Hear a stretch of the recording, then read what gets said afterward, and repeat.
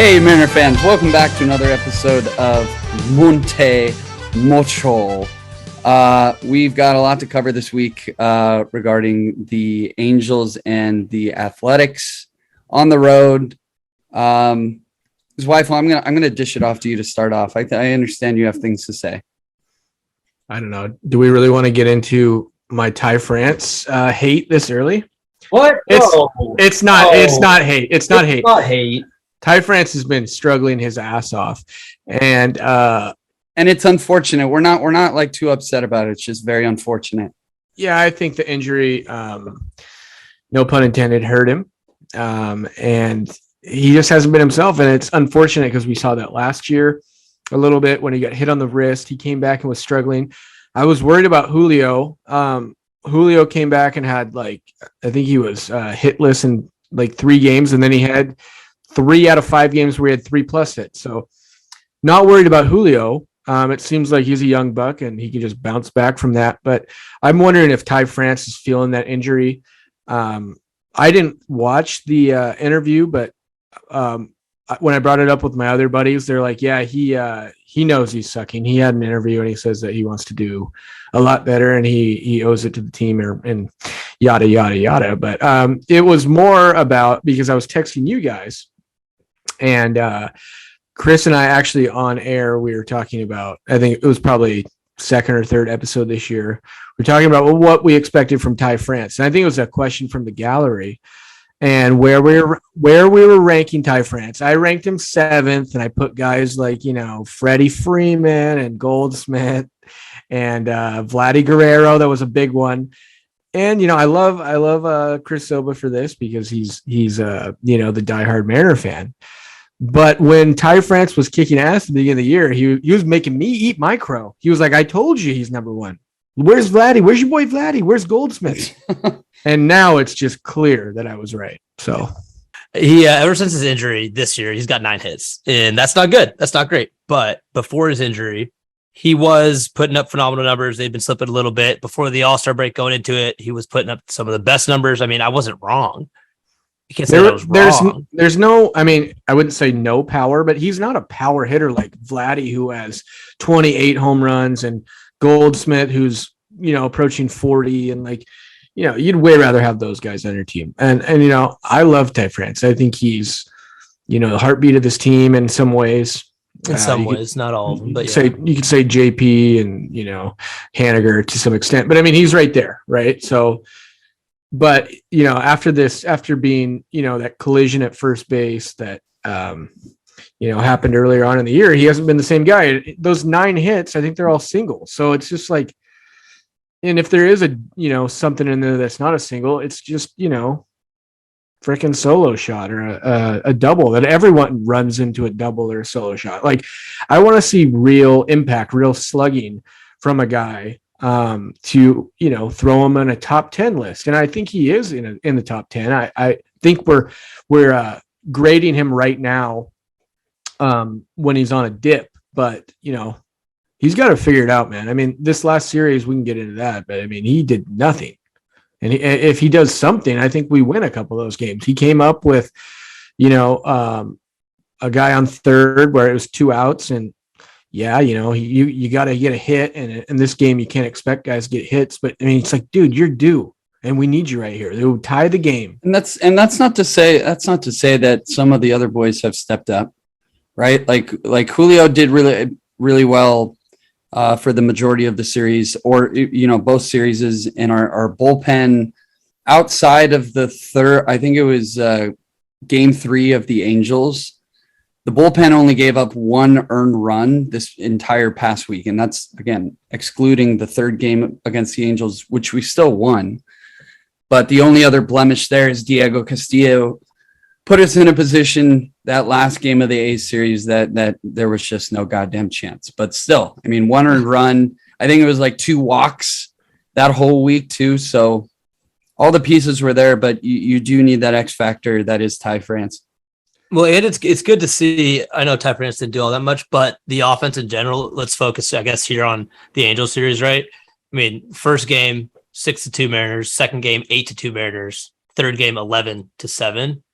I mean, that's 25 runs, right? In And 3 then we won games. 10-2, right? The next game against against Oakland. the Oakland. Yeah. Yeah, so we had a nice little four game stretch there where we were really scoring, but It just stings to lose to the A's the last 2 games of the week. Like we should be a little bit more excited, but I mean, I don't know. That's just not something you need, especially when Tampa Bay, Toronto, and us are literally neck and neck with the Rays going up on top by half a game today. But it sucks because we've talked about how easy the schedule was supposed to be, and can't take many slip ups at this stage. we got to talk about that game 1 though of the Angels series. The chaos ball with Luis Castillo versus Shohei Ohtani. Yeah. Yeah, I mean a pitcher's duel throughout most of the game, and then in the first inning, Winker hits a solo bomb. I can't even really remember this game that much, but I was watching it with. So game 1, we had Haggerty do some crazy shit, right?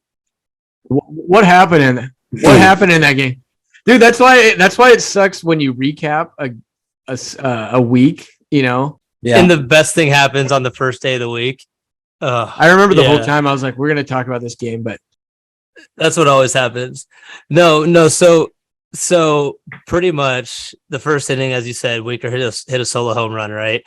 And chaos ball a little bit started in the first inning as well. Not necessarily the Winker home run, but that ball by Luis Rengifo, he hit a ball into kind of, right center. And this is in the bottom of the first inning. So Mariners are on defense. Julio and Mitch are going back for the ball, and Julio jumps up and the ball's in his glove, but Mitch tried to get it too, and he kind of collides with Julio.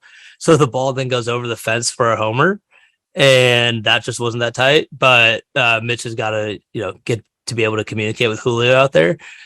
Then in the third inning, though, chaos ball again. Julio hit that liner, that opposite field liner that curled what was first called a home run, inside of the right field foul pole. And then that call on the field of a homer gets overturned on the field before they go to New York. So it gets overturned to being a foul ball. And then they go to New York, and New York doesn't find enough evidence to call it a home run, so call stands. And that ball, at first, I didn't think it was a homer, but then I saw photos or like video in slow-mo on Twitter, and you clearly do see the ball disappearing. And so behind the pole, yeah, but it goes behind it, right? And dude, it's crazy. Look at like the NFL, right? And their pylon cams that they have, they can capture the craziest angles. So with the best quality of HD, whatever. And the fact that like the MLB doesn't have something like that on the foul pole. Yeah. It's kind of crazy. Yeah. It's how do you not have that bird's eye view? Do you think it would be the easy? Like it doesn't seem difficult. I mean, the NFL does it so well with the pylon cam. I don't know how like they just haven't done that. It's absurd. Yeah, you should be able to put cameras all the way up the pole, so if it's way up, if it passes the pole, way up on the pole, you have a camera up there. But if it's a line shot, that passes, just over the wall, but next to the pole, you have one there. So I was thinking earlier, I was like, where would you put the camera? Because a camera on the pole halfway up isn't going to tell you much about, a ball that went way above the camera and was a towering moonshot. But you know what? Just put them all up and down the pole. And even still, I mean, you're 100% right. But I think it's pretty clear in that video that it was, we already have the video. Like we already have the technology in place why couldn't they just slow that down even further and be like, yeah, the ball clearly right here disappears behind the pole. And then there it is again. So it went behind the freaking pole. That's stupid. It was stupid. Max, I'm asking you, why? Well, I don't have an answer for you. If I did, tell me why. Do you think it's a fair? Because I heard Goldsmith say this. He likes to call it the fair pole, not the foul pole. What do you guys think? Yeah, it's the fair pull. I like the foul pull. I've always heard the foul pull. I guess that's the traditional approach. Well, it's the foul pull. It's what it was called. All right.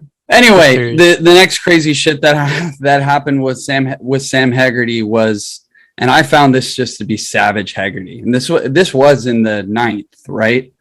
The next, I mean, so after that home run by Julio, nothing really went down. Pitcher's duel, as we really expected. Shohei versus Luis Castillo. Castillo went 6, struck out 9, something like that. Struck out 10. I think it was no, 9. wait, that was Robbie Ray. Never mind.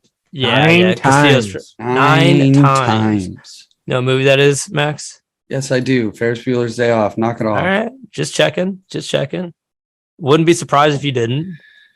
Dude, you're telling me that you wouldn't be surprised by me about seeing this movie? Max is a cultured guy. Chris Sobba listens to Hey, It's Friday every Friday. Yeah. Melissa Black or whatever. It's Rebecca Black, first of all. So don't get that twisted. Watch the way you talk about Rebecca Black. It's not like I listen. Okay, it's a bad song, man. Fine, I know it is, but even the joke. Song, but the joke is played out too. It's a bit. Yeah, no, it's just a bit that I do. It's just a bit. I stick to the bit, Anyway, so Sam Haggerty gets on base in the 9th. In the 9th inning with 1 out, Haggerty's up to bat, and he roped a single into left field. Ham Swaggerty doing what Ham Swaggerty does, getting on base, and what he does when he's on base is he creates, a little bit of panic amongst the other team. Little chaos. That's what gets born when Haggerty's on base. And Aaron Loop, who I got to shout out because he's nasty for me in Diamond Dynasty MLB The Show. He does do very good in that. However, in this game, he spiked a ball to Max Stassi. Max Stassi went to the left of him, and Haggerty kind of bluffed, but he wasn't going. And Stassi, I think he thought he was going. And so he throws it to second base, but I don't know if he realized Haggerty wasn't going to go and kind of took some off the throw. I've been there before, and you just end up throwing a terrible throw.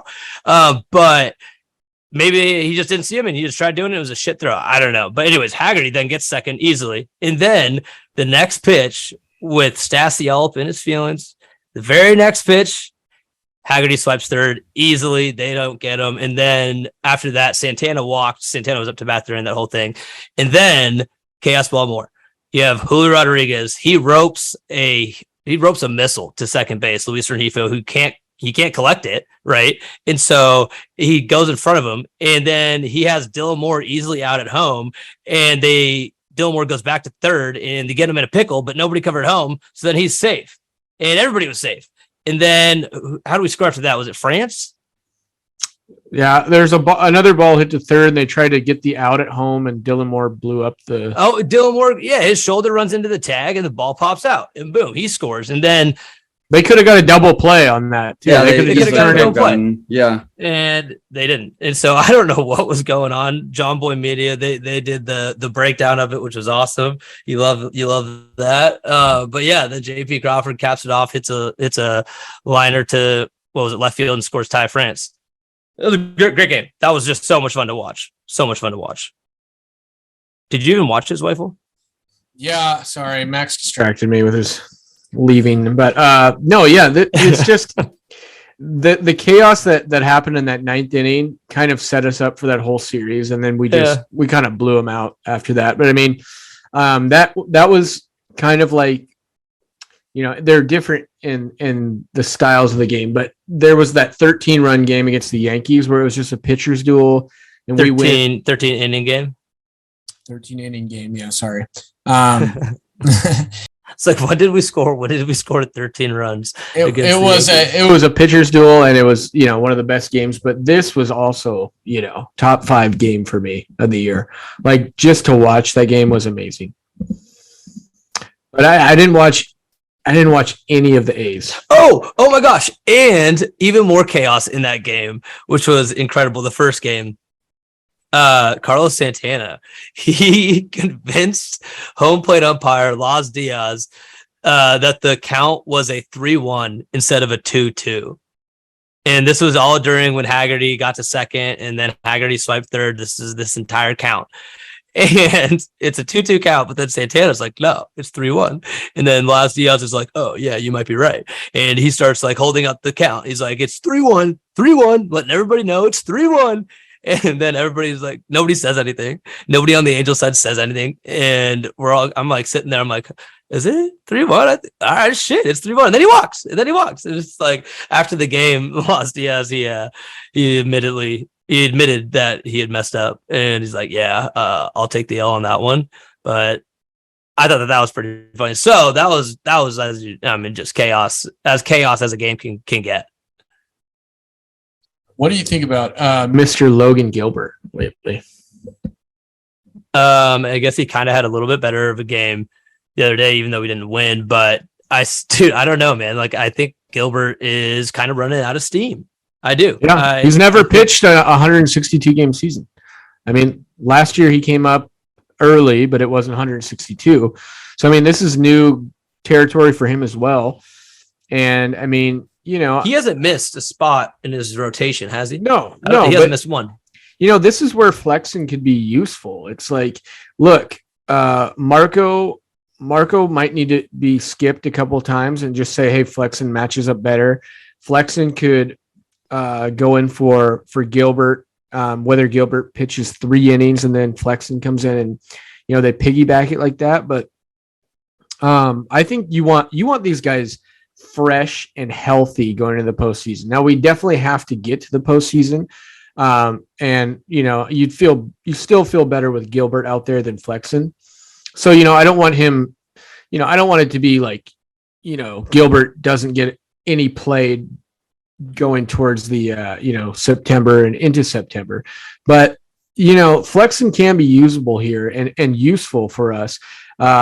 Even with with Kirby as well. Kirby's probably the main guy, Kirby and Marco. But I would also, you know, look to put him in and help Gilbert get to the end too. You know, these guys none of them have missed a start. We've been incredibly fortunate with injuries.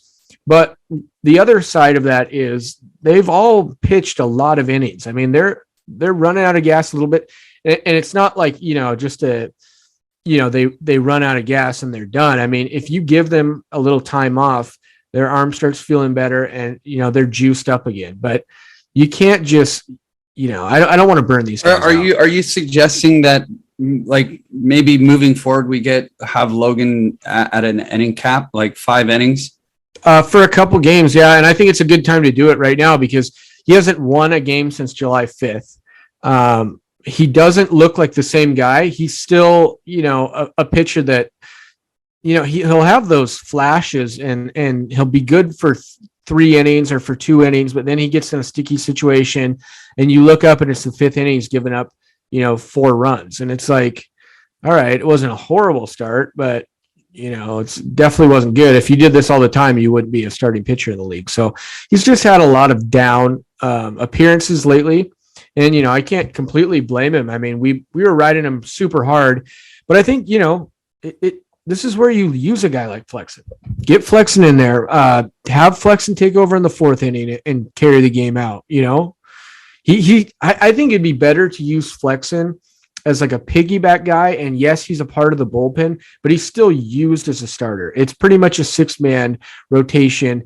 And, you know, you don't touch Luis Castillo and Robbie Ray. They're going to do, you know, the whole thing. They're going to freaking greet the table. They're going to take the order and then they're going to, you know, serve them dessert.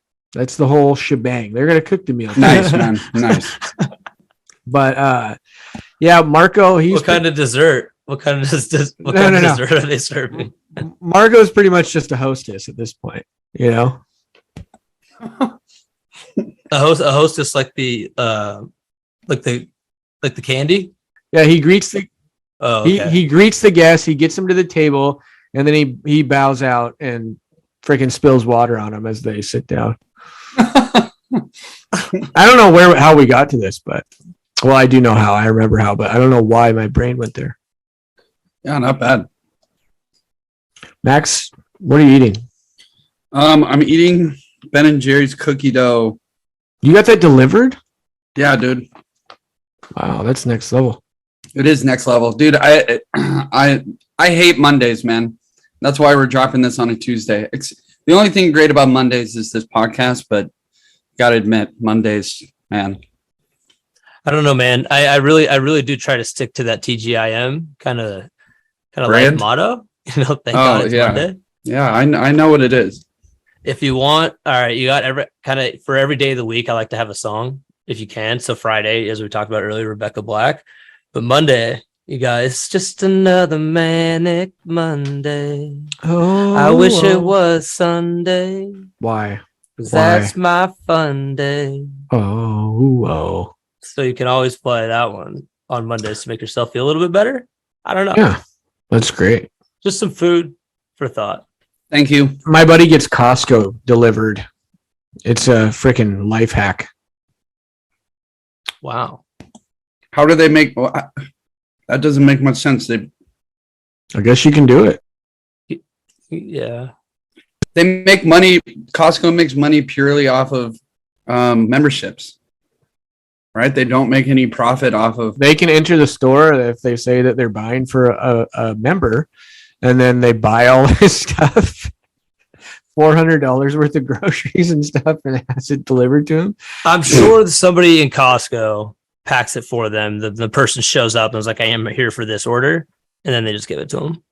Yeah. But he showed me, he like took a picture outside his door, and there's just like all this stuff that the guy had to bring to his door. I mean, it's kind of a dick move, I think. But I mean, can you imagine ordering like $400 worth of Costco groceries at like an apartment when you're on the second floor or third floor, and some guy's hauling them up to you, and then he gets like a $5 tip?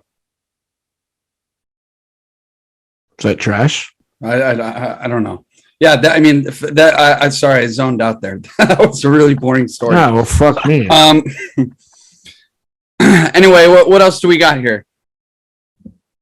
That's what I have, dude. That was the story. That's the episode. That's the episode. No, yeah. Well, look, for the most a life part, hack, man. Yeah, sure, right on. I honestly, God, I have no idea what you just said. I totally was zoning out. Anyway, sorry, that was bad. Anyway, in summary, the Mariners scored several runs in the Angels series. 25 total. And 25 total, and things continue to look great. Game 1 of the Athletic series. I'll have everyone know I was actually at a soccer bar watching the Mariner game, and it was Eugenio Suarez's first, or maybe I think it was second at bat. Runner on first. We're down by. Wait, I think we're down by 1. It was 1-0. I called a 2-run bomb by Gino Suarez. It was pretty amazing. I was sitting next to my buddy drinking a beer, and we were complaining about how, we wanted to get things started at the game, blah, blah, blah. And sure enough, I was like, all right, well, I've had it. Gino Suarez bomb right here. And was launched. Were you just the king of the bar at the moment, or did you let it be known? Did you yell to everybody that? Oh, yeah, I did. Well, I did, but, no one really cares. Well, I was at a soccer bar, and people were watching the Sounders. Which game was this? Was this the first game against Oakland? This is the first game against Oakland, yes. That was a fun game. We had, I believe, what was it, 11? We had 11 hitters get a base hit in that game. Think about it. You start that game with nine people in the lineup. We brought 2 more in, and they also got hits. Jake Lamb got his first Mariners ribby. Shout out to him. That was pretty cool. Yeah. He is not a good player. I'm sorry. Oh. Yeah, he's struggling. He's not that great. He's not that great. He's just struggling, that's all. Yeah, no. We gotta have faith in the kid, dude. I know. I'm gonna want him to be good, of course. I'd rather see Taylor Trammell up here. Let's fire Trammell up. No, dude. No. You don't even remember that he was good when he's had his chances. I'd much rather have Jake Lamb. Why don't you look up what he did this year? Dude, in Tacoma, no one cares what he does in Tacoma. No, he was very good for us this year when he first came up, and then he got hurt, and now he's back healthy, and he's a lot better than Jake Lamb.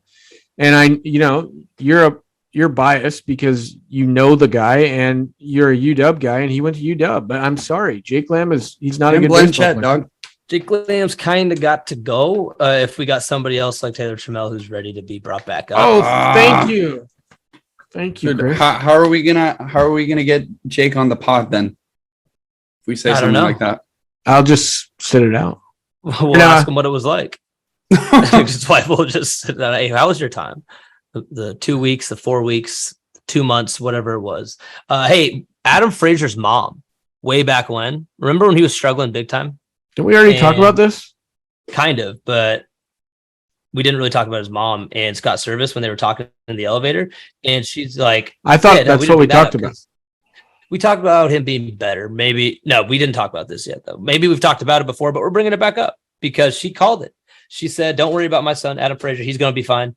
And he turned it around. That was way back in April, May, June. I don't know, somewhere way back, maybe even, I don't know, but he's turned it on. Even in the ninth inning where we scored like 5 runs or something, he had the triple, which was fun to see, but it's just great to see Adam Frazier continue to stay being Adam Frazier. I just want to keep talking about that.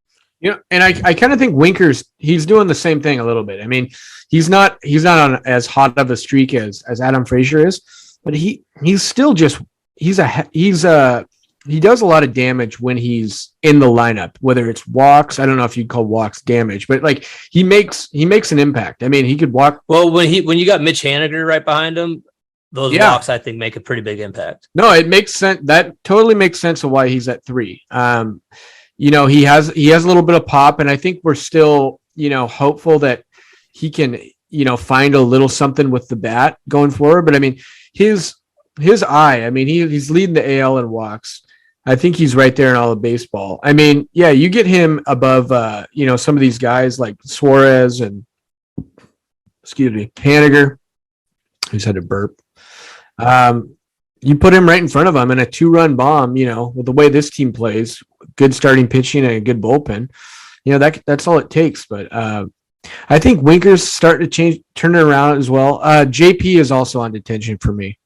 Well, hold on. JP, he definitely hit the ball extremely hard this last series, and I know it didn't get down. I know he did, he didn't really get that many hits. He's been slumping, no doubt.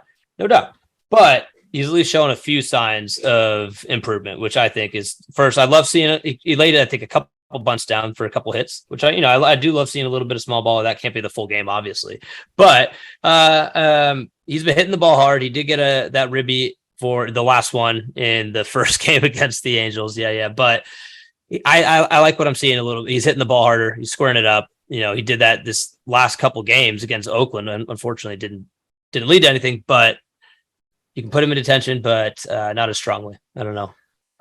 He started really hot, and he had a nice April, and I mean he was hitting like 350. Since then, by weighted runs created plus, which is the best way to value players, he's 22nd. He's 22nd out of 30 shortstops. So he's a well below average shortstop hitting wise. I think at the end of the day, we just have to take into account all these guys are capable of doing well, right? Like it's at the end of the day, it's just a matter of like all of them aligning, and hitting their stride at the right time. Like everyone knows what's at stake. And for that, we can be fairly grateful. Well, and he's obviously still great with the glove.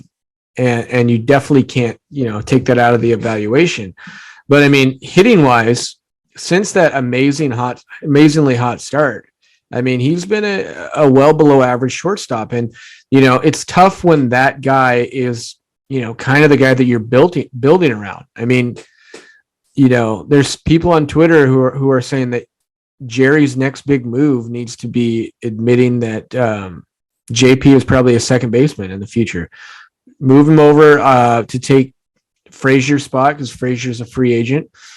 I mean, then that would be unbelievable defense at second base. And, his bat profiles more as a second baseman.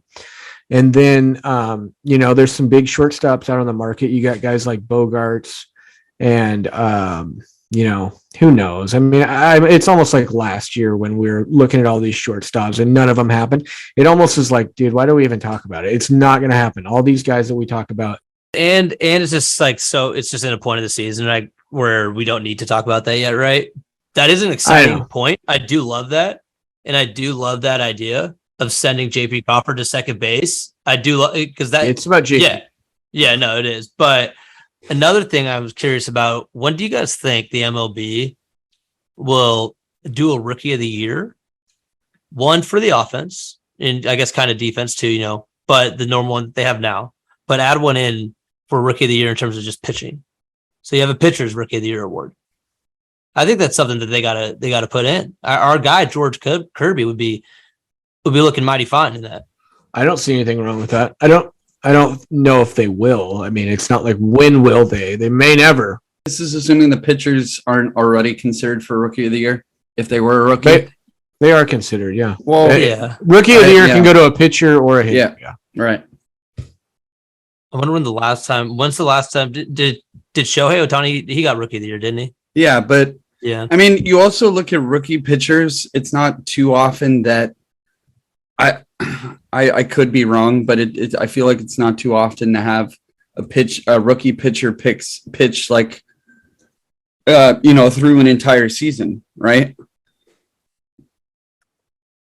Yeah, no, I mean, the only time that's ever happened where all of them have was our guys, the Seattle Mariners, where every single 5 starting pitching pitched through every scheduled rotation spot the entire year. Nobody else pitched except for those 5.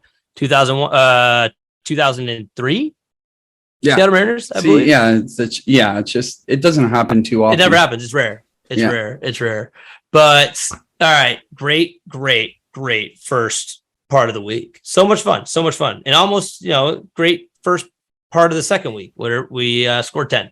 But yeah, couldn't finish out closing the series. Rare. Sucks that Luis Castillo, we couldn't win on his day in Oakland.